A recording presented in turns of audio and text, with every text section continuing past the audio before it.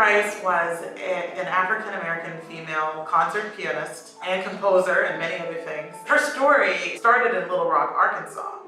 She was born right around the turn of the 20th century. By the age of 11, her talent was very apparent. She went on to get into the New England Conservatory of Music in Boston, one of the best conservatories then and now.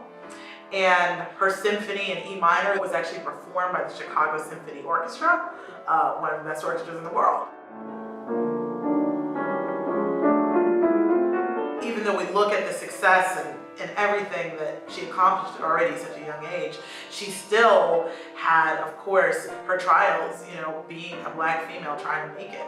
For instance, to get into the New England Conservatory, she actually put on her application that she was Mexican, because at that time, any race was better than being Black.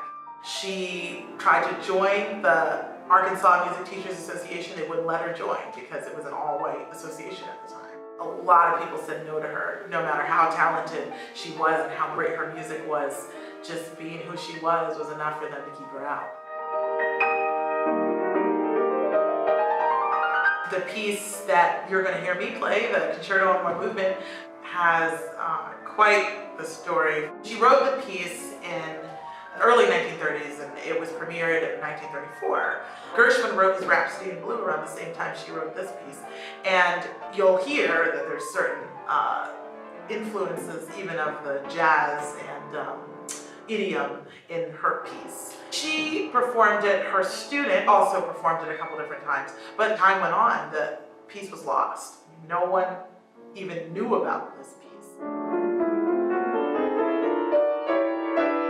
A couple were looking at a house in Chicago that they wanted to purchase, which turned out to be Florence Price's old summer home. When they looked around, they saw these boxes that, in this abandoned home, and there was some music that had been left in there. And this concerto was one of the things that was found in the house, and all they could find really was the piano rehearsal score. Most of the orchestral parts were lost. The Center for Black Music Research commissioned Trevor Weston, a composer, to actually reconstruct this piece with the little bit that they had. What really sticks out to me about this Concerto in One Movement is that it deserved to be heard.